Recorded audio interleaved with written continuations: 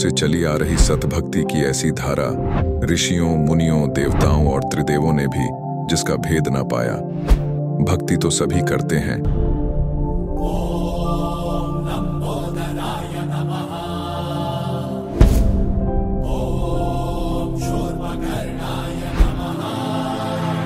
और हरदम यह सोच रहती है कि रहने के लिए आलीशान घर हो, घूमने के लिए बड़े बड़े पार्क हो, खाने पीने के लिए स्वादिष्ट भोजन हो, हम कभी बीमार ना हो, कभी दुखी ना हो और कभी भी ना मरे।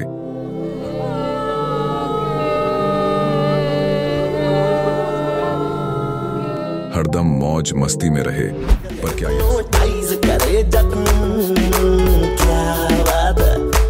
पर क्या यह संभव है? हम सब इतनी भक्ति करते हैं, व्रत करते हैं, श्राद्ध निकालते हैं, कावड़ लेकर आते हैं,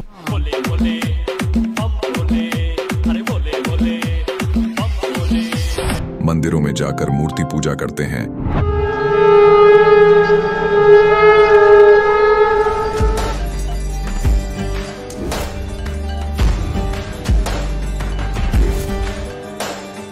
भानुकोटि भास्वरं भवाब्धितारकं परं नीलकण्ठमिप्सितार्थदायकं त्रिलोचनं कालकालमम्बुजाशमक्षशूलमक्षरम्। चर्च में जाकर प्रेयर करते हैं,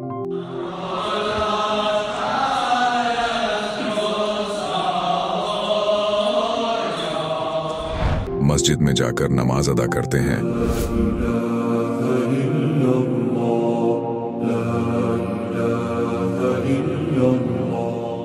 अल्लाहु अकबर कबीरा, और गुरुद्वारों में जाकर माथा टेकते हैं।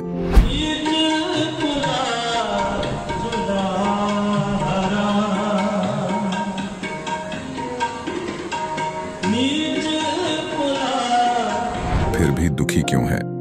लेकिन क्या आप जानते हैं वो कौन सी भक्ति है? वो भक्ति जिसने मीरा को जहर से बचा लिया, ध्रुव और प्रहलाद की रक्षा की, अंधे को आंखें और बहरे को कान दिए, कोढ़ी को काया दी, दुखियों को सुखी जीवन दिया, मरने वाले को जीवन दान दिया और लाइलाज बीमारियों को दूर किया। जब संत रामपाल जी महाराज जी से दीक्षा ले ली थी, उसके बाद जब उनका कुछ विद इन मंथ कैंसर में राहत मिली। जैसे हम लोग परमात्मा का आदेश आया, हम लोग हॉस्पिटल गए और ऑपरेशन कराया। भगत जी 1 रुपया का भी दवाई माता जी को खाना नहीं पड़ा, और जो डॉक्टर कैंसर है बताते थे, वही डॉक्टर के मुख से हमने ये सुना भगत जी कि ये चमत्कार कैसे हो गया। तो हॉस्पिटल में दिखाया तो कैंसर घोषित कर दिया डॉक्टर ने यहाँ। तो फिर इसके इलाज के लिए घूमे, इलाज भी नहीं हुआ, तो फिर घर पे थक के बैठ गए। कैंसर के लिए जिंदल हॉस्पिटल में रहा, उसके बाद सपड़ा हॉस्पिटल में रहा, उसके बाद जयपुर में दिखाया, उसमें कोई इलाज नहीं हुआ। संत रामपाल जी महाराज जी ने चरणामृत प्रसाद दिया और आशीर्वाद दिया और भक्ति ज्ञान दिया, और उसके बाद मैं तंदुरुस्त हूँ। हर दिन में अपना सब कुछ खाता हूँ, मुझे कोई समस्या नहीं। मेरे को बीमारी ये थी सर कि ब्लड ट्यूब में मेरे को एक प्रकार का पस आ गया था और इन्फेक्शन हो गया था। उस इन्फेक्शन को डॉक्टर लोग वो कह रहे थे कि इसमें आपको ऑपरेशन करना पड़ेगा।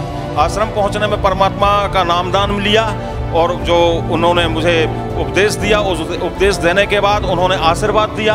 आशीर्वाद देने के बाद तत्क्षण में मेरा ये रोग वहीं के वहीं दर्द बिल्कुल ठीक हो गया। भक्ति सभी करते हैं, लेकिन उपरोक्त लाभ सिर्फ सतभक्ति से ही प्राप्त होते हैं। आज भी सतभक्ति करने वाले हजारों लाखों लोगों को शास्त्र अनुसार भक्ति का अद्भुत अनुभव प्राप्त हो रहा है। आइए जानते हैं ऐसे ही लाखों श्रद्धालुओं में से एक सतभक्ति करने वाले इस श्रद्धालु का अनुभव। जी नमस्कार। हाँ जी नमस्कार जी। जी क्या नाम है आपका? मेरा नाम गीता। गीता जी आप कहाँ से आए हो? जी मैं राजपुरा पटियाला पंजाब से आई हूँ। जी संत रामपाल जी महाराज जी से कब जुड़े आप? मैं 25 जून 2017 में जुड़ी हूँ। संत रामपाल जी महाराज जी से जुड़ने से पहले आप क्या भक्ति साधनाएं करते थे? जी मैं भक्ति साधना तो ऐसे देवी देवताओं की करती थी, लेकिन मैं अंदर से नास्तिक की थी। ऐसा क्यों? क्योंकि मैं किसी की भी देवी देवताओं को मानती नहीं थी। हमारे घर में बहुत ज़्यादा प्रॉब्लम थी, उस वजह से मैं मतलब देखा देखी करती थी, लेकिन मेरे मन से किसी के नामों को नहीं करती थी मैं। संत रामपाल जी महाराज जी से जुड़ने के पीछे क्या कारण रहा? पहली मकसद तो मेरा यही है कि मतलब हम मतलब अपने घर में पढ़ते थे, सुनते थे सभी पंडितों वगैरह से कि गुरु बनाना ज़रूरी है। और कृष्ण जी के कार्तिक माते में लिखा हुआ है गुरु ज़रूर बनाना चाहिए हमें। इसलिए मैं गुरु बनाने के लिए सोचती थी कि कोई अच्छा गुरु मिलेगा जो मेरे सवालों का जवाब दे सकेगा, दुख दर्द दूर कर सकेगा, उसी को मैं गुरु बनाऊंगी। किस प्रकार का दुख दर्द था? दुख दर्द हमारे घर में लड़ाई झगड़ा क्लेश रहता था। बचपन में हमारे पिता हमारे गुजर गए थे, फिर शादी के बाद हमारी प्रॉब्लम में थी, पारिवारिक काफ़ी समस्याएं थी हमें। संत रामपाल जी महाराज जी के बारे में कैसे पता चला? जी मेरी बहन थी, उन्होंने नाम दीक्षा ली थी संत रामपाल जी महाराज जी से 2017 में। उन्होंने भी नाम दीक्षा ली थी। 2-3 महीने के बाद हमारे घर आई थी और वो बोलने लगी थी कि जिस देवी देवताओं की तुम साधना करते सही नहीं है, और तू हमेशा मेरे को बोलती थी कि तू सोचती रहती है ना कि अच्छा और पूरा गुरु बनाना है। तो मेरे हिसाब से तेरे सारी बातों का जवाब है जो हम तेरे को देना चाहते हैं। तो इन देवी देवताओं के नाम भी ये नहीं है, तो एक बार सिर्फ ज्ञान गंगा पुस्तक मेरी पढ़ के देख। तो मैंने उस टाइम सुन जरूर लिया था, लेकिन मैंने उसको माना नहीं था। लेकिन कुछ टाइम के बाद ही 2 महीने बाद मेरी मम्मी बहुत ज़्यादा बीमार होने लगी। वो ख़त्म हो गए थे, मतलब उनकी डेथ हो चुकी थी। 3 जून 2017 में उनकी डेथ हो चुकी। और मैंने उनको बोला कि मेरे को नहीं किसी को गुरु बनाना, अब तो मेरा बिल्कुल ही ख़त्म हो चुका है, अब तो मैं बिल्कुल ही परमात्मा पे विश्वास उठ चुका है। तो कुछ टाइम बाद भाई साहब क्या हुआ, मेरे मम्मी जैसे ही गुजरी है, साथ के साथ मेरे को मम्मी का प्रभाव पड़ने लग गया। मतलब मैं बहुत ज़्यादा ही तंग होने लगी थी। भूत प्रेत की समस्या होने लगी? जी, मम्मी ना जैसे मेरे अंदर ही आ गए थे, ऐसा मेरे को महसूस होने लगा। मैं ना कोई क्या बोल के जा रहा है क्या नहीं, मेरे को कुछ भी नहीं पता चल रहा था। और मैं अपने 3-4 सालों से 2013 से मेरी 2012 में मेरी शादी हुई है। 2013 से मैं अपने ससुराल में बैठी, अपने मायके में बैठी थी, जिसकी वजह से मैं वैसे बहुत तंग थी। मम्मी के गुजरने के बाद मैंने सोचा चलो कोई बात नहीं, कोई गुरु बना के देखते, इतना वो बोल रही है तो सुनने में भी कोई हर्ज नहीं है। लेकिन मैंने संत रामपाल जी महाराज जी का ना कोई सत्संग सुना था, ना ही मैंने कभी इनका नामदान सुना था। जी मैंने पुस्तक नहीं शुरू की थी, बस मेरे को ये मेरी बहन को देख के लग गया था कि मैंने ना देखना है कि ये कौन से देवी देवताओं का जाप करते हैं सही। बस उस नाम जाप के चक्कर में ही मैंने सोच लिया था, सोचूंगी कि इसी गुरु को गुरु बनाऊं, जबकि मैंने संत रामपाल जी की शक्ल नहीं देखी थी। तो 24 जून 2017 में शनिवार के दिन सुबह 4 बजे मेरे परमात्मा घर पे संत रामपाल जी महाराज जी आए हैं और बोल रहे हैं कि आप जानना चाहते हो कि आपकी जो बहन है वो कौन सा नामदान जाप कर रही है। मैंने उनको बोला हाँ जी मेरे को जानना है जी, ये कौन है। तो वो बोल रहे हैं कल मैं तेरे को बताने आऊँगा कि कौन सा नाम जाप करे तुम्हारी बहन, और तुम्हें प्रथम मंत्र की दीक्षा देकर जाऊँगा। इतना मैंने अपनी बहन को सुबह बोला कि तेरे जो गुरुजी हैं मैं नहीं जानती कौन है, मैंने शक्ल भी नहीं देखी है, लेकिन ऐसे लगा था वो बोल रहे तो मैं तेरी बहन का गुरु हूँ और मैं बताने आया हूँ कि तेरे को नाम दीक्षा देने के लिए। तो संत रामपाल जी महाराज जी मेरे सपने में फिर आए और उन्होंने बोला कि आज आपको मैं नाम दीक्षा दे रहा हूँ, आपने सुबह जहाँ पे आपकी बहन सत्संग में जाएगी आपने सत्संग में जाना खन्ना में, और आप वहाँ जाके नाम दीक्षा ले सकते हो। तो भाई साहब अगले दिन मैंने अपनी बहन को सुबह सुबह बोला कि तूने सत्संग में जाना, मुझे सत्संग में जाना है, मुझे भी वहाँ से नाम दीक्षा लेकर आनी है। तो मैं उनके साथ गई हूँ। वहाँ जाने के बाद मुझे पता चलता है कि यहाँ 5 साल से सत्संग हो रहा है कि और लेकिन यहाँ पे नाम दीक्षा नहीं मिलती है खन्ना में। मैंने उनको बोला फिर तो तेरा गुरु ऐसे ही है कि फिर क्या फ़ायदा मेरे को, अगर गुरुजी दिख के गए हैं तेरे बोल रहे हैं कि मैं संत रामपाल जी हूँ और मैं तुम्हें नाम दीक्षा दूंगा, जबकि मैं वहाँ जाती हूँ वो कहते हैं 5 साल से खन्ना में सत्संग हो रहा है लेकिन नाम दीक्षा कभी नहीं हुई है। तो इस संत रामपाल जी महाराज हमारे परमात्मा ने इतना चमत्कार किया कि आधे घंटे के बाद जब सत्संग समाप्त होता है तो हमारे यहाँ पे कोऑर्डिनेटर हैं दीपक दास भगत जी, तो उन्होंने अनाउंसमेंट की है कि संत रामपाल जी महाराज जी का आदेश आया है कि जो कोई नया भक्त जुड़ना चाहता है, प्रथम दीक्षा लेना चाहता है, यानी कि जुड़ना चाहता है उनके साथ, आज यहाँ पे दीक्षा का प्रबंध किया गया। इतना सोचते मेरे को हुआ कि शायद सच्ची होगा कुछ ना कुछ, बस ऐसा मन टिक गया था मेरा। तो मैंने वहाँ से नाम दीक्षा ली। जो मेरे शारीरिक लाभ थे मुझे वो होते जा रहे थे। और मेरे जो हस्बैंड, जो मैंने अपने हस्बैंड के ऊपर आपको बताना चाहूँगी, मैंने अपने हस्बैंड के ऊपर कोर्ट केस किया हुआ था तलाक का, डिवोर्स का, जिसकी वजह से हो जाए, लेकिन उन्होंने कोर्ट में जाके माफ़ी मांगी है, सारा पैसा भी खुद भरा है और वहाँ पे लेने आए कि मैं तेरे को घर बसाना चाहता हूँ, मैंने तेरे साथ घर बसाना है दोबारा से। संत रामपाल जी महाराज जी से नाम दीक्षा लेने के बाद की बात है? संत रामपाल जी महाराज से नाम दीक्षा लेने के बाद ही हुआ ये सब कुछ, जो भी परमात्मा ने चमत्कार किए हमारे संत रामपाल जी महाराज ने तभी हुए हैं, और ये चमत्कार 20-22 दिन के अंदर ही हो गए थे। क्या आप मानते हैं कि संत रामपाल जी महाराज जी से नाम दीक्षा लेने के बाद आपके जीवन में इतना बड़ा बदलाव हुआ, आपको इतने सारे लाभ मिले? हाँ जी भगत जी, हाँ जी भाई साहब, ये तो मैं बिल्कुल मानती हूँ। और क्या क्या लाभ मिले? लाभ भगत जी, मैंने भाई साहब मैंने 2 बार सुसाइड करने की भी कोशिश की है, क्योंकि मेरे घर में बहुत ज़्यादा ये प्रॉब्लम थी, जिसकी वजह से मैंने 2 बार सुसाइड करने के लिए दवाई खाई थी, पॉइजन खा चुकी थी मैं। लेकिन परमात्मा ने मतलब कहीं ना कहीं मेरी भक्ति जुड़ी होगी, शायद मेरे को बचा के रखा था। बहन जी, आज भी जो लोग आपकी तरह पीड़ित हैं, इस तरह के दुख दर्द बहुत सारे लोगों को होते हैं, तो क्या वो लोग संत रामपाल जी महाराज जी से नाम दीक्षा लेते हैं तो क्या उनके भी दुख दर्द दूर हो जाएंगे? हाँ जी हाँ, 101%, ये कह सकते हो 100 से भी ज़्यादा, जो भी हो सकता है। मैं कह रही हूँ कि मैंने कोई ऐसा मतलब खोज करती थी गुरु बनाने के लिए, जब भी मैं आसाराम बापू जी के पास, हमारे रिश्तेदारों ने नाम दिया होता, और इससे पहले मैंने ब्रह्म कुमारी वालों के पास जाके उनकी बुक्स वगैरह पढ़ने की कोशिश की थी। तो काफ़ी सारा ज्ञान था, जो मैं सोचती थी कि जो मेरे सवालों का जवाब दे सकेगा उनको ही मैं गुरु बनाऊंगी। तो मेरे सवालों के जवाब होते थे, कई बार पढ़ती थी सारी किताबें, ऐसा नहीं है, लेकिन मैं अंदर से नहीं पढ़ती थी, सिर्फ उसको खोज करने के लिए कि जब मेरे को इन सारे सवालों के जवाब मिल जाएंगे, कुछ सुधार दिखेगा, तो ही मैं किसी को गुरु बनाऊंगी। और मैं 101% कह सकती हूँ कि संत रामपाल जी से ऊपर इस दुनिया में ना कोई है, ना ही कोई होगा। भाई साहब ऐसा है, सबसे पहली बात, जिनको तो अपने कष्ट कटवाने हैं वो तो एक बार इस चीज़ को जरूर ट्राई करें कि हमें संत रामपाल जी से कोई फ़ायदा हो रहा है या नहीं। तो आप सोच सकते हो, मेरे को जब उन्होंने 20-22 दिन के अंदर लाभ दिया, मेरी परीक्षा लेने आए हैं, सब कुछ संभाला, मेरा घर बसा हुआ, जो उजड़ा हुआ मेरा इतना घर था उसको बसाया आके। मेरे हस्बैंड जो थे स्मैक, अफीम, पता नहीं क्या क्या नशे करते थे, जिस नशों के बारे में मैंने कभी नाम भी नहीं सुना था, वो भी कर रहे थे। आज देखो वही हैं, वो मेरे को लेके बैठे हैं घर, हम आराम से खा रहे हैं, पका रहे हैं। मेरी बेटी 6 साल की हो चुकी है, अब हम आराम से रह रहे हैं। 3-4 महीने से हम और भी अच्छा हमने घर जोड़ लिया बल्कि बना। भगत समाज को क्या संदेश देना चाहते हैं? मैं संदेश तो नहीं दे सकती, पर ये जरूर कहूँगी, एक बार संत रामपाल जी महाराज जी का ना सत्संग सुनकर जरूर देखें, अपने ग्रंथों से मिलान करके देखें, एक बार उनको समझने की कोशिश जरूर करें। और कुछ नहीं तो आप लाभ लेने के लिए जरूर सोचें कि हमें लाभ लेना है, कि आपकी कोई समस्या है, एक बार समस्या के लिए जुड़ कर देखें, तो कोशिश जरूर करनी चाहिए। जी धन्यवाद साहब जी। अब जगत गुरु तत्वदर्शी संत रामपाल जी महाराज जी के सत्संग के माध्यम से उस अद्वितीय आध्यात्मिक ज्ञान के बारे में जानते हैं, जिसके माध्यम से आप भी प्राप्त कर सकते हैं ऐसे आध्यात्मिक, मानसिक और भौतिक सुख जो अभी तक आपने सिर्फ मीराबाई, ध्रुव, प्रहलाद जैसे कुछ ही भक्तों की जीवन कथा में सुने होंगे।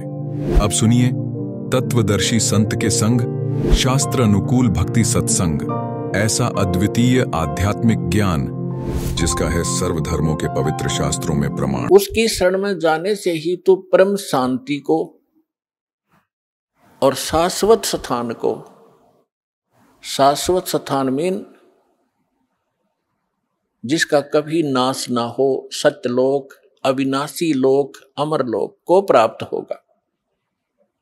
और गीता ज्ञानदाता अपने विषय में कहता, गीता अध्याय नंबर 2 के श्लोक नंबर 12 में, गीता अध्याय नंबर 4 के श्लोक 5 और 9 में, गीता अध्याय नंबर 10 के श्लोक नंबर 2 में, कि अर्जुन तेरे और मेरे बहुत जन्म हो चुके हैं, तू नहीं जानता, मैं जानता। इससे सिद्ध है कि गीता ज्ञानदाता अविनाशी नहीं है, और इसके साधक भी फिर अविनाशी स्थान प्राप्त नहीं कर सकते।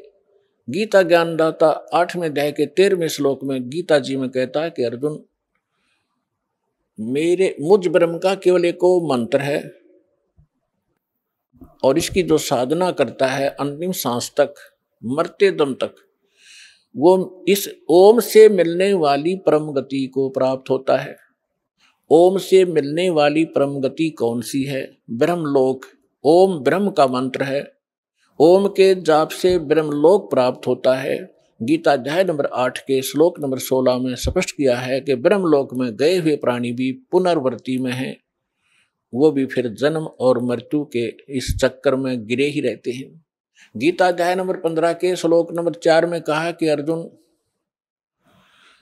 तत्वदर्शी संत की प्राप्ति के उपरांत परमेश्वर के उस परम पद की खोज करनी चाहिए, जहां जाने के बाद साधक फिर लौटकर कभी संसार में नहीं आते।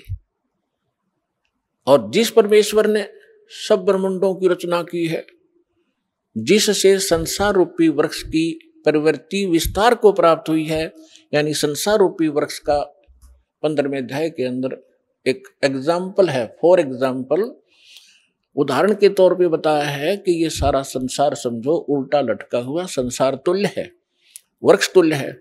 ऊपर को जड़ तो पूर्ण परमात्मा परम अक्षर ब्रह्म है जो सबका पालन करता है। पेड़ का पालक मूल होता है, जड़ होती है, और बाकी जितना भी तना डार टहनियां पत्ते उस मूल से ही आहार प्राप्त करते हैं, खुराक प्राप्त करते हैं। तो वो सबका पालक है और उसी ने सब ब्रह्मांडों की रचना की है, केवल उसी की भक्ति करो। तो पुण्यात्माओं, आपका सौभाग्य है, आपकी किस्मत न्यारी है, और जिन पुण्यात्माओं को इस मनुष्य जीव इस कलयुग के अंदर मानव शरीर प्राप्त है,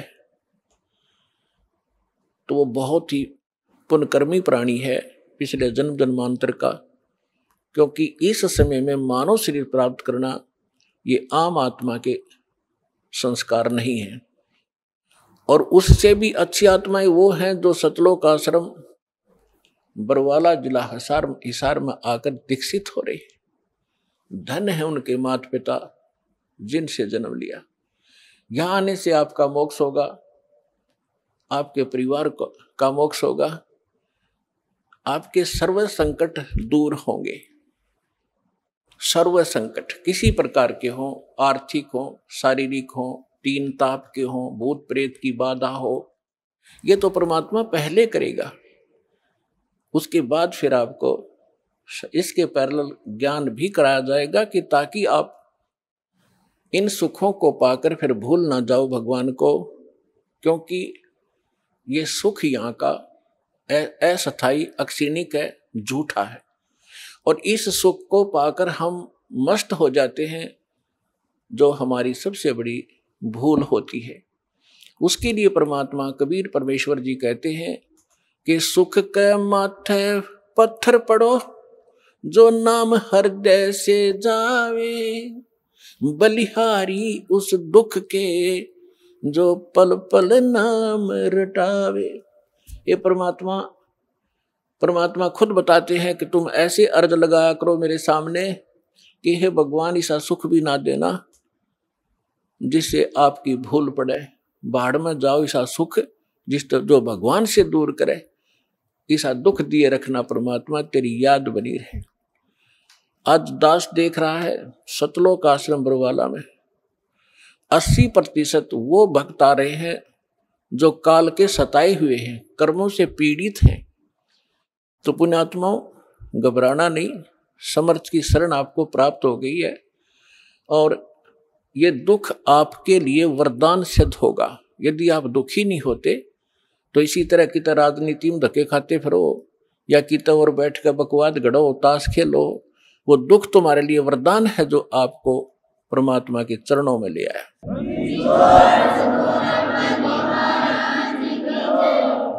रमता राम जपो रे प्राणी, अब तो सुन ले राम कहानी। रमता राम यानी सर्वव्यापक, जिस परमेश्वर की असंख्य ब्रह्मांडों पर सत्ता है, ओवरऑल कंट्रोलर है, उसका नाम जपो रे प्राणी, अब तो सुन ले वो राम कहानी। अपने आत्माओं, पहले तो आपको राम की डेफिनेशन बताते हैं, डेफिनेशन ऑफ गॉड। परमात्मा की कहानी सुनाते हैं। परमात्मा कहते किसे हैं? श्रीमद् भगवत गीता अध्याय नंबर 15 के श्लोक 16 और 17 में 3 पुरुष बताए हैं। पुण्यात्माओं, यहाँ थोड़ा सा आपको थोड़ा सा सत्र करता हूं कि देखो आज मानो कितना इंटेलिजेंट हो गया। छोटे छोटे बच्चे इतने बड़े बड़े सब्जेक्ट को कंठस्थ याद कर लेते हैं और सफल हो जाते हैं। इसी प्रकार आप विद्यार्थी हैं इस अध्यात्म मार्ग के, तो इसमें आप जी ने बहुत ध्यान से और परमात्मा के इन सदग्रंथों को ध्यान से सुनना है, और इनको थोड़े से दिन में आपका याद हो जाएंगे ये, जिस कारण से आप विचलित नहीं होगे। इसलिए आपको ये कथाएं सुनाई जाती हैं, रह रह कर उन सदग्रंथों के वो श्लोक और अध्याय बताए जाते हैं ताकि आप याद रखो और भी कोई पूछे उसको भक्त को बता सको। फिर वो जाकर के अपने पास रखी हुई उन पुस्तकों को देखेगा कि इस भक्त ने जो श्लोक और मंत्र बताए हैं ये सही है कि गलत। जब वो अपने सदग्रंथों में देखेगा तो दौड़ा दौड़ा फिर वो सतलोक आश्रम बरवाला में आ जाएगा। इसलिए दास आपको रह रह कर यह रेफरेंस याद दिलाता है। और जब पूरे विश्व में ये यथार्थ ज्ञान फैल जाएगा फिर केवल आपको भगवान की चर्चा सुनाया करेंगे। अब तो जब तक ये एग्जाम्पल उदाहरण नहीं दिए जाएंगे तो आप समझ ही नहीं सकते कि सचमुच कबीर इज गॉड। हम अभी तक तो उनको परमात्मा मान रहे थे जो परमात्मा नहीं थे। परमात्मा की डेफिनेशन बताता हूं। श्रीमद् भगवत गीता अध्याय नंबर 15 के श्लोक 16 और 17 में 3 पुरुष बताए हैं, एक सरपुरुष एक अक्षर पुरुष। गीता अध्याय नंबर 15 के श्लोक 16 में 2 पुरुषों का वर्णन है और इनके विषय में ये भी कहा है कि दोनों पुरुष, पर पुरुष माने प्रभु, स्वामी। अब स्वामी साहब जिसे कहते हैं, जैसे हम कहते हैं तहसीलदार साहब, भाई कमिश्नर, डीसी साहब, डीएम साहब, कमिश्नर साहब, मंत्री साहब, मुख्यमंत्री साहब, प्रधानमंत्री साहब, राष्ट्रपति साहब, ये सभी साहब हैं, सभी स्वामी हैं, ये मालिक हैं, लेकिन अपने अपने अक्षेत्र के। तो इनमें कंप्लीट जो साहब है वो कौन है? राष्ट्रपति। और सेकंड नंबर फिर प्रधानमंत्री। इसी प्रकार सरपुरुष ये ब्रह्म है, ज्योत स्वरूपी निरंजन ये काल है, ये केवल 21 ब्रह्मांड का स्वामी है, मालिक है, साहब है, राम है। राम कहो, साहब कहो, गॉड कहो, अल्लाह कहो, रब कहो, खुदा कहो, ये उस परमात्मा के ही पर्यायवाची भाषा भिन्न नाम है। तो ये इन दोनों के विषय में कहा 15वें अध्याय के 16वें श्लोक में श्रीमद् भगवत गीता में कि सरपुरुष और अक्षर पुरुष इस पृथ्वी वाले लोक में ये 2 पुरुष हैं और इनके अंतर्गत जितने प्राणी आते हैं 21 ब्रह्मांड तो हैं ब्रह्म के और 7 शंख ब्रह्मांड, नील, पद्म, शंख, ये काउंटिंग है गणित रीति से। 7 शंख ब्रह्मांड का स्वामी है अक्षर पुरुष। वैसे अक्षर का अर्थ होता है अविनाशी, लेकिन ये अविनाशी नहीं है, ये चिरस्थायी है और इसलिए इसको भी अविनाशी कहा गया है। ये वास्तव में अविनाशी नहीं है क्योंकि इससे अगले मंत्र में 17वें मंत्र में गीता जी में वो स्पष्ट हो जाता है। इसमें क्या बताया कि सरपुरुष और अक्षर पुरुष तथा इनके अंतर्गत जितने प्राणी शरीरधारी हैं ये सभी नाशवान हैं, इंक्लूडिंग सरपुरुष और अक्षर पुरुष। फिर बताया है लेकिन जीवात्मा किसी की नहीं मरती। फिर 17वें श्लोक में गीता अध्याय नंबर 15 के श्लोक 17 में कहा है कि उत्तम पुरुष है तू अन्य, उत्तम पुरुष है तू अन्य। उत्तम माने श्रेष्ठ, पुरुष माने परमात्मा। वो श्रेष्ठ परमात्मा तो इन ऊपर वालों से कोई भिन्न है और परमात्मा इति उदाहरते, जिसको परमात्मा कहा जाता है, जिसको परमात्मा कहा जाता है उस परमात्मा, वैसे परमात्मा शब्द श्रेष्ठ आत्मा को कहते हैं। तो परमात्मा वो है जो केवल सुख देता है, दुख नहीं देता। बाकी हम अन्य को भी परमात्मा मान बैठे, जैसे सरपुरुष काल को भी हम परमात्मा कहा करते, ब्रह्म को। ये परमात्मा नहीं है। जिस लोक में आप रह रहे हो ये लोक परमात्मा का नहीं हो सकता। किसी का बेटा मर गया, किसी की बेटी मर गई, किसी की कैंसर होगी, किसी की टांग कट गई, किसी के हाथ कट गए, कोई अन्य रोग से पीड़ित है, हाहाकार मचा हुआ है, एक्सीडेंट में मर जाते हैं, फ्लड आ जाती है, अक्षेत्र का क्षेत्र तबाह हो जाता है। यह परमात्मा का लोक नहीं हो सकता।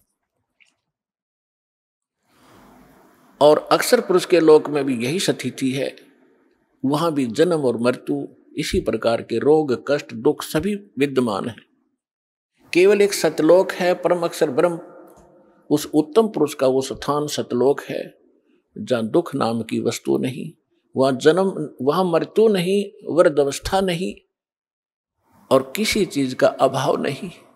वहाँ कोई काम नहीं करना पड़ता आपको, कोई टेंशन नहीं, क्योंकि भरा भंडार भगवान का। अब जैसे ये सतलोक आश्रम वाला, ये मिनी सतलोक समझ लेना, उसकी रिहर्सल है, उसका एक सैंपल समझो। ये जैसे आप जी यहाँ आते हो, यहाँ आपको कोई टेंशन नहीं, खाने की, रुकने की, नहाने और धोने की, और सारा दिन आप चाहे 1 हफ्ता रुकते हो, 4 दिन रुकते हो, 10 दिन रुकते हो, बना बना भोजन मिलता है, बिछे बिछाए मैट मिलते हैं, ऊपर पंखे चल रहे होते हैं, नहाओ धो भगवान का भजन करो, चाहे 10 दिन रुको, आपको कोई टेंशन ही नहीं। और ये सतलोक के अंदर ये सुविधा उपलब्ध है।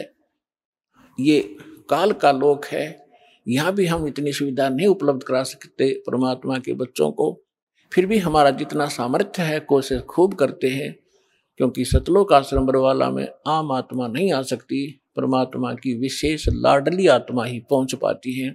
भले ही वो दुखी है चाहे सुखी है, फिर यहाँ सुखी करेगा उनको। इसलिए हम संभव कोशिश करते हैं इनको कोई कष्ट ना हो। हम तो दास हैं उस परम पिता के, और उस आप उस भगवान के समर्थ के बच्चे, आपके लिए हम फिर भी संभव कोशिश करते हैं जितनी हमारा सामर्थ्य है कि किसी प्रकार का इनको कोई कष्ट ना हो। तो कहने का तात्पर्य है कि जितना समय आप यहाँ बिताओगे, ये आपका समय और ही तरह का होता है। यहाँ से जाते ही आप देखना, आश्रम से निकलते ही आपको कितनी टेंशन घेर लेती है, वो करना है, वो करना है, वहां जाना, उससे लेना, उसको देना, उसने ऐसे कर दिया। तो हम जब से सतलोक से निकले, हमारे साथ या बीमारी उसी समय चली गई है। अब हमने वहीं जाना है जहाँ कोई अभाव नहीं, वहाँ फलदार सदाबहार वृक्ष हैं, सदाबहार मेवे हैं। जैसे जंगल में आपने देखा होगा शामक खड़ा रहता है, पहले पुराने समय में तो बहुत ज्यादा फलदार वृक्ष होते थे, कहीं पर कुछ लग रहा है, कहीं पर कुछ फल लगे हुए हैं, खाओ तोड़ो खाओ बैठ के ठाट से। तो वहां सतलोक के अंदर आपको कोई काम नहीं है और सब चीज उपलब्ध है। तो कहने का भाव यह है कि वो सतलोक है उस परम पिता परमात्मा का, और वो भगवान परमात्मा है। अब यहां बताया है, रमता राम जपोरे प्राणी, अब तो सुन ले राम कहानी। अब हम राम शब्द से कहाँ हम अपने दिमाग की सुई ले जाते थे। श्री रामचंद्र जी सन ऑफ राजा दशरथ, अयोध्या का राजा। हम जब राम शब्द हमारे हृदय में आता था, हमारे धर्म गुरुओं ने हमें ऐसा गलत फीड कर दिया था कि राम नाम आते ही वो धनुष बाण लिए हुए श्री रामचंद्र दिखाई देते थे। देखो, अब राम समझना, हमने राम की डेफिनेशन समझनी है। अभी आपको बताया था कि जैसे तहसीलदार भी साहब है, कमिश्नर भी साहब है, ये सभी साहब हैं, मंत्री, मुख्यमंत्री, प्रधानमंत्री, राष्ट्रपति, सारे साहब हैं, लेकिन ये अपने अपने सत्र के साहब हैं। और इनमें जो समर्थ साहब है वो राष्ट्रपति, प्रधानमंत्री जी हैं। इसी प्रकार रामचंद्र जी ये श्री विष्णु समझो, सतोगुण विष्णु। और विष्णु जी की कितने राम हैं, कितने मालिक हैं, कितने पुरुष हैं, कितने प्रभु हैं, कितने देव हैं, ये केवल एक सतोगुण प्रधान परमात्मा, सतोगुण प्रधान भगवान राम है ये। और केवल एक ब्रह्मांड के अंदर 3 लोकों के ऊपर इस विभाग के मंत्री हैं। ये सतोगुण विभाग के मिनिस्टर हैं, पृथ्वी लोक पर, स्वर्ग लोक पर और नीचे पाताल लोक पर। केवल 3 लोकों पर अपने इस विभाग के ये स्वामी हैं, राम हैं। ब्रह्मा जी रजोगुण विभाग के मंत्री हैं, मिनिस्टर हैं, और ये भी इन्हीं 3 लोकों के ऊपर स्वामी हैं, राम हैं, मालिक है, पुरुष है, प्रभु है। और शंकर भगवान तमोगुण विभाग के मिनिस्टर हैं। इसी प्रकार इन तीन लोकों पर इनके जो पिता हैं सरपुरुष ब्रह्म ज्योत स्वरूपी निरंजन, ये इसके 21 ब्रह्मांड हैं। एक ब्रह्मांड समझो एक प्रांत है,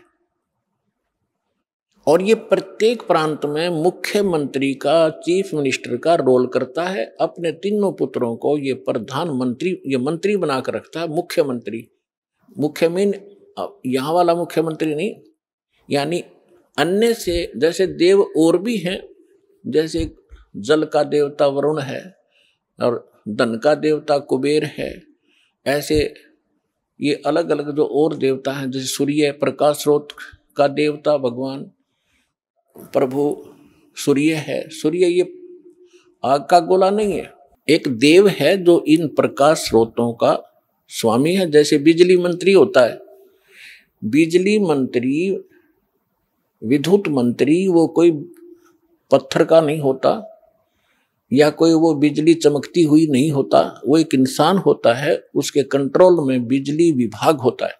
इसी प्रकार सूर्य देव ये नहीं है जो सूर्य चमक रहा है, इनके ऊपर कंट्रोलर है सभी सूर्यों पर। इस ब्रह्मांड के अंदर भी कई सूर्य हैं, एक नहीं। और ऐसे ऐसे बहुत से और भी प्रकाश स्रोत हैं चंद्रमा की तरह, तो उन सब का कंट्रोलर वो है। ऐसे तो कहने का भाव ये है कि ये केवल 21 ब्रह्मांड का स्वामी है सरपुरुष, और अक्षर पुरुष 21 ब्रह्मांड, 7 संग ब्रह्मांड का राम है, 7 संग ब्रह्मांड का स्वामी है, मालिक है। और परम अक्षर ब्रह्म, पूर्ण परमात्मा, उत्तम पुरुष है तू अन्य, वो कबीर देव जो है परम अक्षर ब्रह्म, वो असंख्य ब्रह्मांड का राम है, मालिक है, स्वामी है। तो अब क्या बताते हैं, रमता राम जपो रे प्राणी, अब तो सुन ले राम कहानी। कच्छ मच्छ कूरम ना होते, धौल धरनी नहीं ध्यानी। चंद सूरज दो दीपक ना थे पवन और पानी। भाई कच्छ मच्छ ये कूरम ना होते, धौल धरनी नहीं ध्यानी। चंद सूरज दो दीपक ना थे पवन और पानी। ब्रह्मा विष्णु महेश नहीं होते, नहीं लक्ष्मी नहीं गौरज रानी। सावत्री नहीं सनकादिक तब होते अलख बिनानी। पुणात्मा आप दास जी अभी आपको बताया था कि परमात्मा अच्छी आत्माओं को मिलते हैं, ये उनका विधान है, और वो सतलोक में रहता है, वहां से गति करके आते हैं, अच्छी आत्माओं को मिलते हैं, और अपनी महिमा को आप ही अपनी अमृतवाणी से बोल बोल कर ऊंचे स्वर में, कविताओं के माध्यम से, दोहों के माध्यम से, शब्दावली के माध्यम से एक कवि की तरह आचरण करते हुए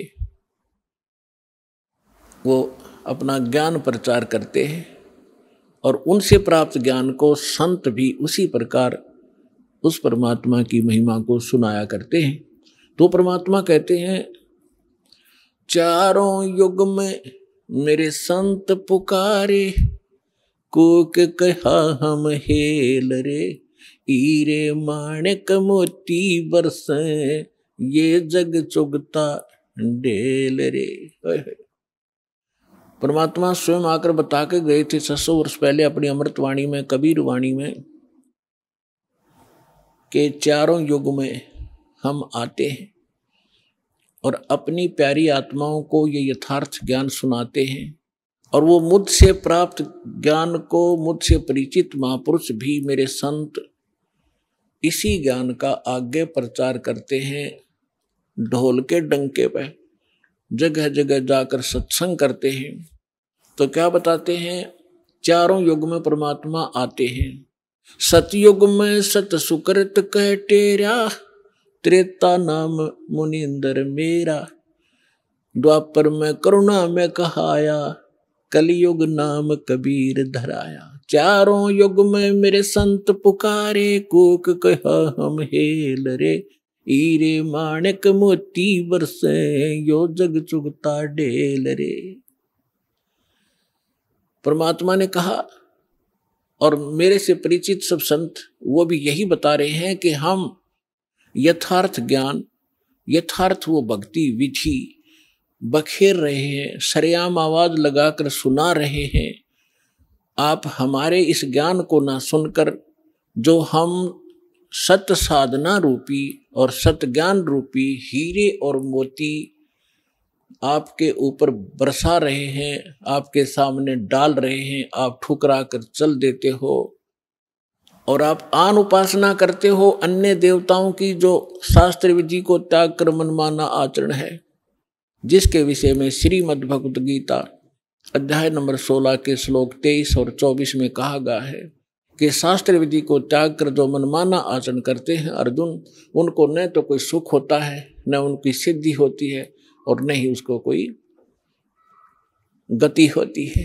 व्यर्थ, यूजलेस।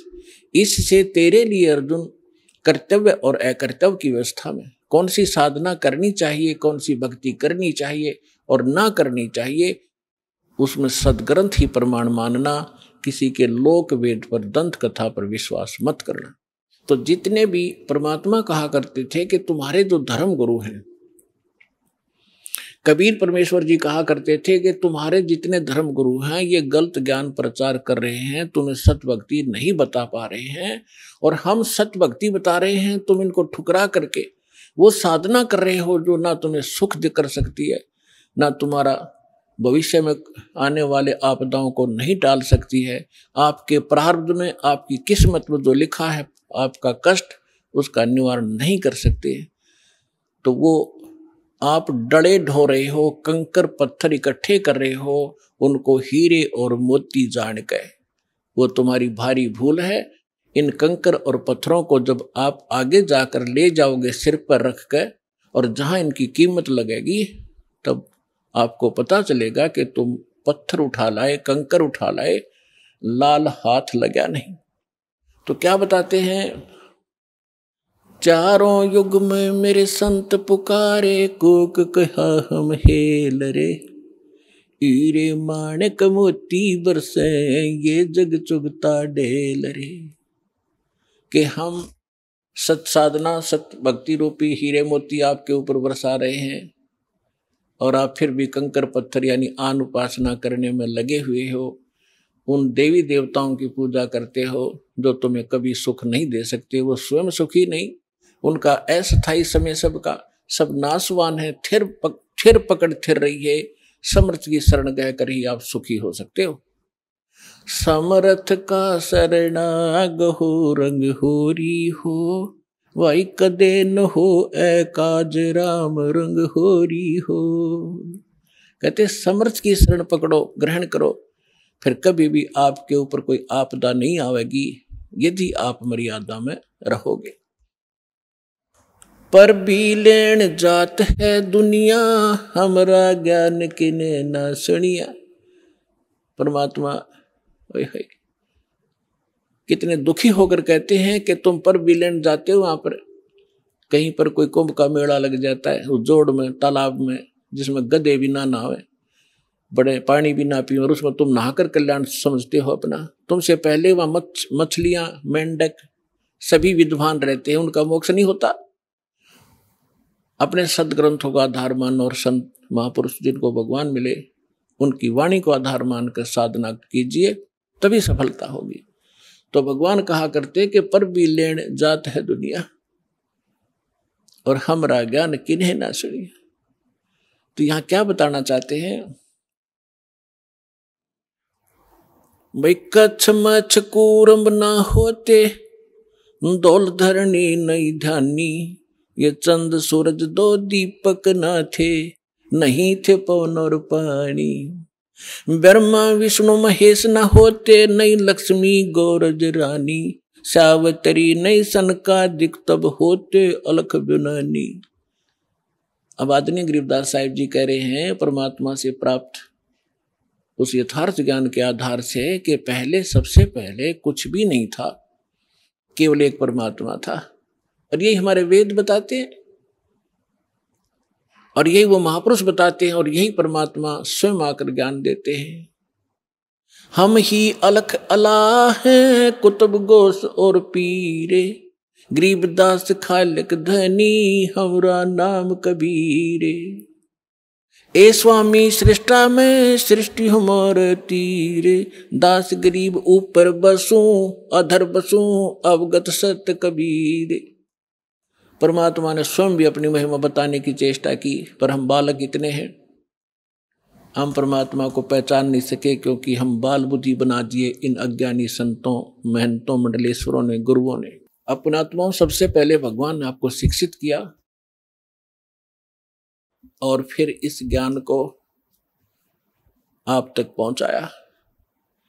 अब जितने भी आप यहां आए हो किसी भी धर्म मजहब से, सबसे पहले आपने ये ज्ञान सुना होगा तो बहुत बुरा लगा था, और आज आपको कैसा लग रहा है कि हे भगवान, अगर पृथ्वी पर ज्ञान है तो ये है ना, सब अज्ञान भरा पड़ा है। तो काल ने इतना ज्ञान ठुकवा दिया हमारे परमात्मा के बच्चों में कि ज्ञान से दूर भाग रहे, विरोध कर जाते हैं, अपना जीवन नाश कर लेते हैं।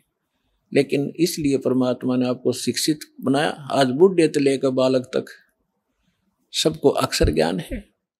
अगर मान ले कोई बुजुर्ग रह भी रहा कि तक कोण में ना पढ़ जाओ, तो उसके पोता पोती और उसके बेटे सारे शिक्षित तो बैठ कर समझाओगे कि नहीं पिताजी ऐसे है, या सही लिखा है, इसमें गीता से हमने मिला लिया, तो भी मान जाएगा। तो इसलिए मालिक ने इस समय सेलेक्ट किया था कि जो बिचली पीढ़ी आवेगी और कलयुग 5505 बीत जाएगा, तब इस ज्ञान का हम ढोल के डंके पर प्रचार करेंगे और सब बच्चे मेरी शरण में आएंगे, सबका मोक्ष होगा। पूरे विश्व के बच्चे परमात्मा के ही बच्चे हैं, चाहे कोई हिंदू है, मुसलमान है, सिख है, ईसाई है, हम एक पिता के बच्चे। हम अपनी गलती से अलग अलग हो गए, हमें ज्ञान ठीक ना मिलने से हम भिन्न भिन्न हो गए। परमात्मा का आदेश है कि इस ज्ञान को सुनकर सब फिर एक होंगे और सबका मोक्ष होगा। अपने आत्माओं, आपको कथा सुनाते हैं। परमात्मा, जैसे परमात्मा की महिमा वेदों में लिखी है, और वैसे तो पूरा विश्व वेदों के ज्ञान को नकारा नहीं करते। केवल एक पंथ है, और उस पंथ की जो ब्रांचें हैं वो ही अपनी मंदबुद्धि के कारण ये कहते हैं कि हम वेदों और गीता को नहीं मानते। हमारे गुरुओं का ज्ञान तो वेदों और गीता से ऊपर का है। जब दास ने उस पंथ के, यानी राधा स्वामी पंथ के प्रवर्तक श्री शिवदयाल जी महाराज, आगरा के रहने वाले, जो जिसे राधा स्वामी पंथ चला बताते हैं, जो इनका प्रमुख है, उसका ज्ञान पढ़ा और फिर वेदों से देखा, संतों की, महापुरुषों की वाणी से देखा, उसने कख भी पता नहीं अध्यात्म मार्ग का। और उसके अनुयायी नो कहते हम तो वेदों को और गीता को नहीं मानते, हमारा ज्ञान तो इससे ऊपर का है। उसकी झलक आपको कई बार दिखा रखी है, फिर दिखाऊंगा। उन्हें सतनाम का पता नहीं, सतलोक का पता नहीं वो कैसा है और वहां क्या सतिथि है, खाक है उनके पास ज्ञान। और इनमें से राधा स्वामी पंथ से ही कौन से पंथ निकले हैं? धन धन सतगुरु सच्चा सौदा सिरसा और जगमाल वाली, और दनौद के अंदर ताराचंद, जय गुरुदेव मथुरा में, ठाकुर जी एक हुए हैं वो राधा स्वामी के ही, और दिल्ली के अंदर सावन कृपाल मिशन, और भी नरे बहुत गने इनके पंथ। ये सारे समझो उसी कुएं का जल है जिसमें जल के स्थान पर कुछ भी नहीं है, खाली है। वो खारा पानी है, यो जलैस है, ये समझो। यानी उनका ज्ञान गलत है। विश्व में कोई भी, किसी भी मजहब का आदमी वेदों और गीता को नकारता नहीं, सब मानते। विशेषकर हिंदू धर्म तो मानता ही मानता है। तो दास आप ये समझाना चाहेगा कि जब वेदों में जो ज्ञान लिखा है, परमात्मा कैसा है, कहाँ रहता है, कौन है, कैसे मिलता है, तो फिर कम से कम हिंदू समाज ने पढ़े लिखे हो, एजुकेटेड हो, कोई बालक नहीं बतेरे दिन बहका लिया इन हमारे को, तो आपने तो मानना ही पड़ेगा कि जो वेदों में परमात्मा की डेफिनेशन लिखी है, परमात्मा की महिमा लिखी है, उसकी परिभाषा लिखी है, वो सत्य है। तो वो किसके ऊपर खरी उतरती है? बस 2 मिनट में फैसला हो जाएगा। Who is God? कौन है वो परमात्मा जिसके विषय में वेद गुण गाते हैं? ऋग्वेद मंडल नंबर 9 सूक्त 86 का मंत्र 26 और 27 में, ऋग्वेद मंडल नंबर 9 सूक्त 82 का 1, 2, 3 में, ऋग्वेद मंडल नंबर 9 सूक्त 54 मंत्र 3 में, ऋग्वेद मंडल नंबर 9 सूक्त 20 मंत्र 1 में, ऋग्वेद मंडल नंबर 9 सूक्त 1 मंत्र 8 और 9 में, ऋग्वेद मंडल नंबर 9 सूक्त 96 के 16 से 20 में, ऋग्वेद मंडल नंबर 9 सूक्त 94 के मंत्र 1 में, ऋग्वेद मंडल नंबर 9 सूक्त 95 के मंत्र नंबर 2 में, और भी अनेकों स्थानों पर। इसमें क्या लिखा है कि वो कबीर देव, कबीर साहब, कबीर भगवान वो ऊपर सतलोक में, अमरलोक के तीसरे भाग में वहां बैठा है। सभी ब्रह्मांडों के ऊपर भवनो सर्व भवनो ओपरी तिष्ठति, सभी ब्रह्मांडों के सभी भवनों के ऊपर विराजमान है और वो सिंहासन पर बैठा है जैसे राजा होते, राजा बैठते हैं, राजा के समान है, देखने में मनुष्य दृश्य है। और वहां से गति करके आता है।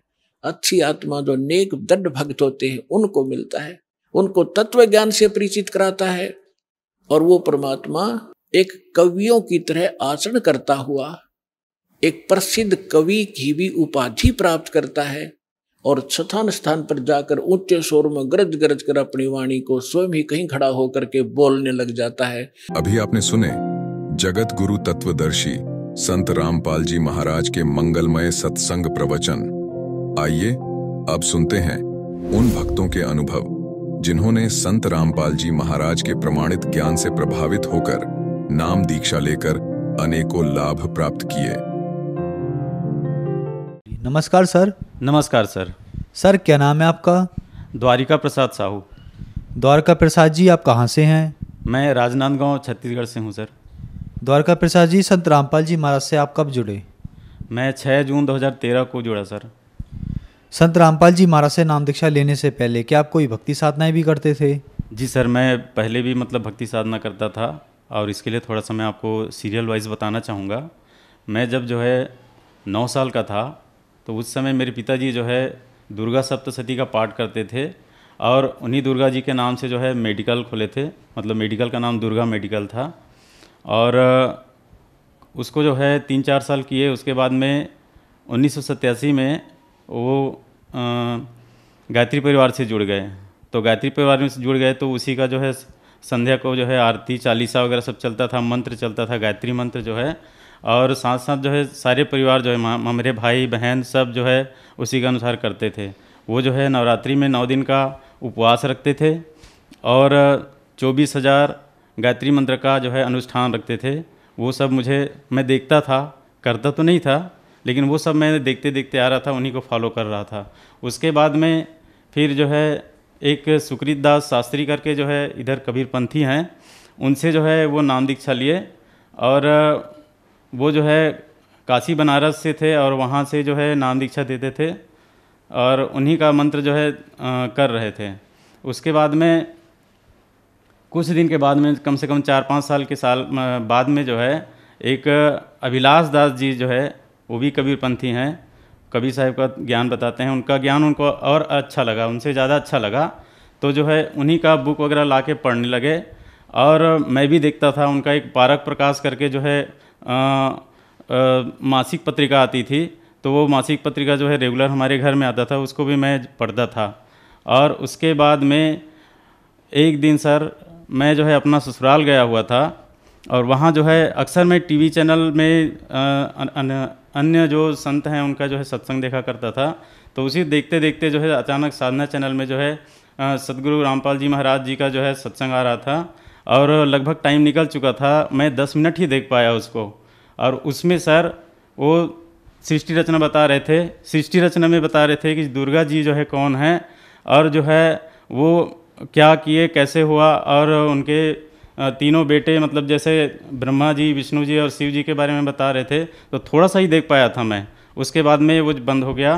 फिर नेक्स्ट दिन जो है जब मैं फिर से चालू किया उसको, तो उसमें जो है एक ज्ञान चर्चा आया हुआ था, और ज्ञान चर्चा में वो अभिलाष दास जी के बारे में ही बता रहे थे कि ये जो है ये नास्तिक है, ये पूरा दुनिया डुबो के रख दिया और इसने जो है पूरे लोगों को भटका दिया, पूरे भक्त समाज को भटका दिया, ऐसा करके।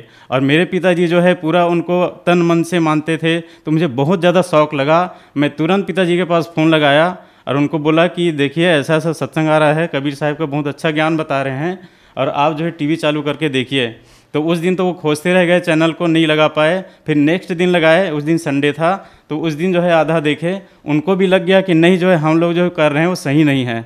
तो उसके बाद में फिर हम लोग लगातार सत्संग देखना शुरू किए संत रामपाल जी महाराज का, और मार्च से लेकर के जून महीने तक जो है हम लोग सत्संग देखे। और सत्संग देखने के बाद में ये तय किए कि अब हमको बरवाला जाना है। उस बीच में जो है मेरे मामा ससुर परिवार में जो है 2-3 लोग दीक्षा लेकर के आ गए थे। वो लोग भी बताए कि बहुत अच्छा संत है, हमको ज्ञान गंगा पुस्तक भी दिए थे, उसको भी पढ़े थोड़ा बहुत, और उससे लग गया कि नहीं अब जो है इसके अलावा और कोई है ही नहीं। और इतना हम जो भटक रहे थे अभी तक जो है, तो हमको तो सही भक्ति अभी तक मिला ही नहीं था सर। तो उसके हिसाब से जो है हम लोग जो है, मैं, मेरे पिताजी, मेरी मिसेज और मेरे एक बच्ची जो है वो उस समय 2.5 साल की थी, और एक बच्ची जो है 6 महीने की थी। तो इतना हम लोग जो है एक साथ जो है बरवाला गए। बरवाला में जाकर के फिर नाम दीक्षा लिए सदगुरु रामपाल जी महाराज जी से।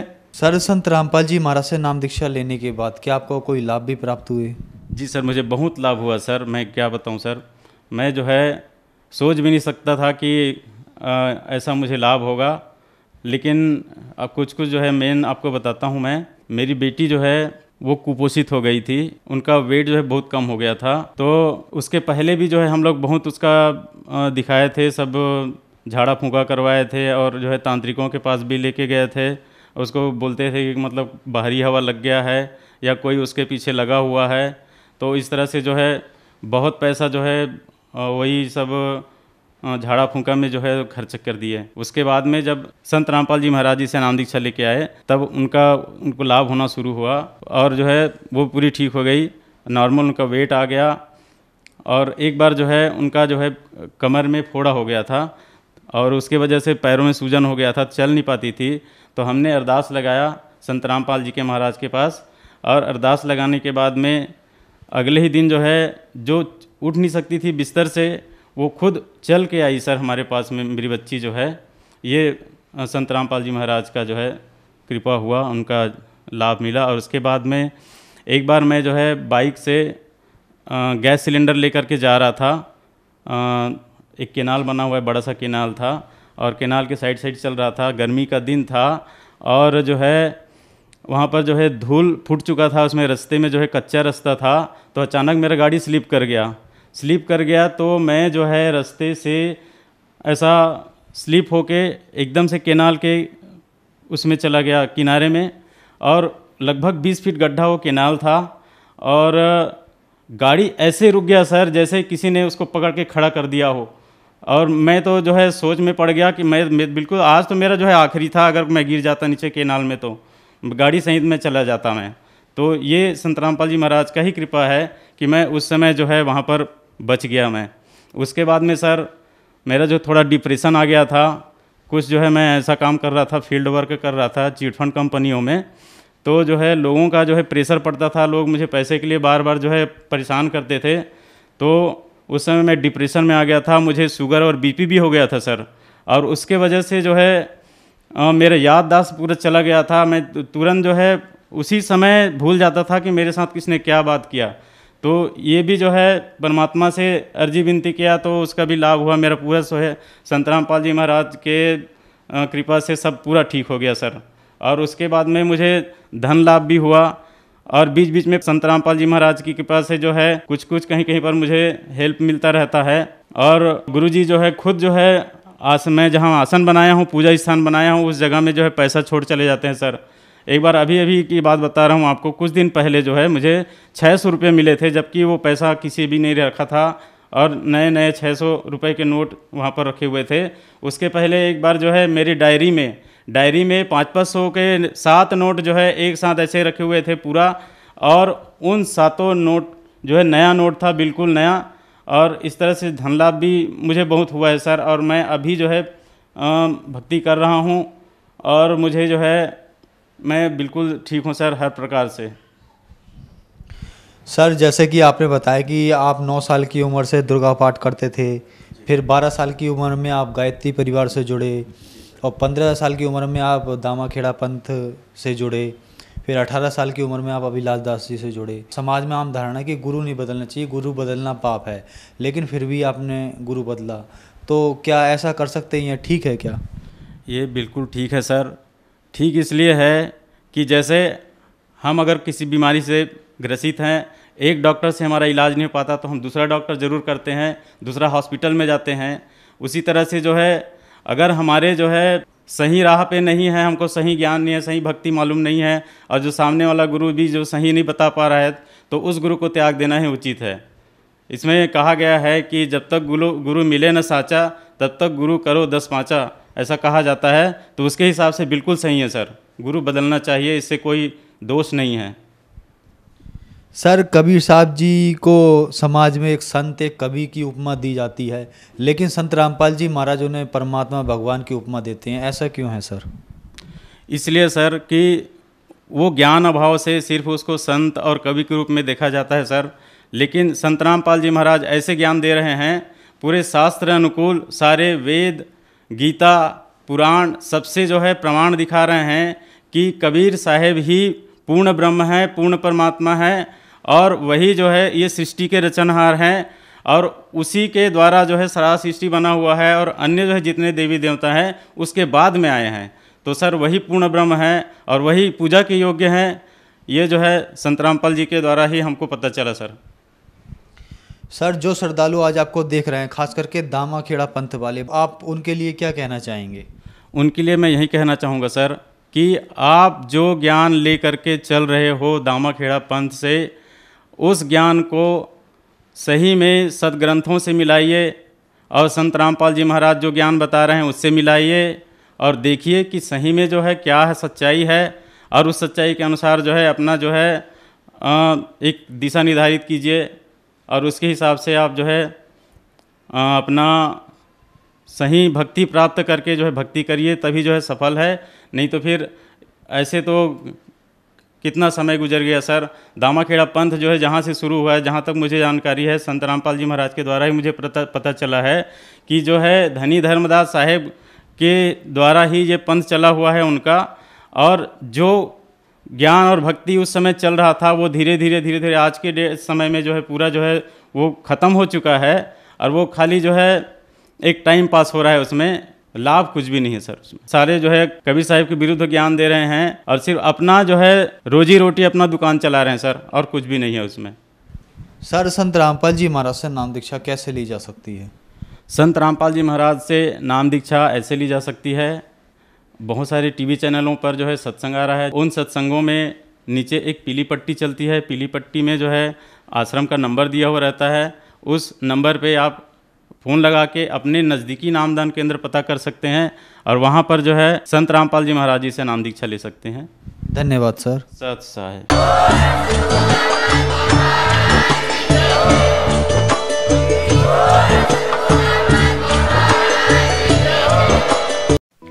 आप सुन रहे थे जगत गुरु तत्वदर्शी संत रामपाल जी महाराज के मंगल प्रवचन। अधिक जानकारी के लिए संपर्क करें।